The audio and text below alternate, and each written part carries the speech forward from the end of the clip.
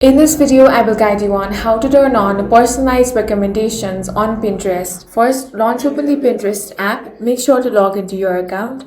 Now, you want to tap on the profile icon at the bottom of your screen. From here, tap on the three dots at the top right corner, then go to Settings. On your settings, you want to tap on Refine Your Recommendation option.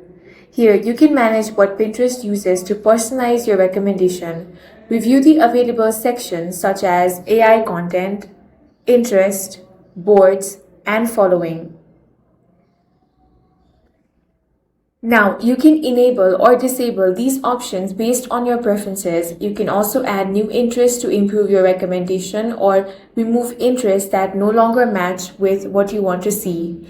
After making changes, Pinterest will gradually update your home feed and recommendations based on your selected interest and activity. Keep in mind that some personalization features may vary depending on your account, region, or app version. That's all for this video. If you found it useful, make sure to hit the like button and subscribe for more videos like this.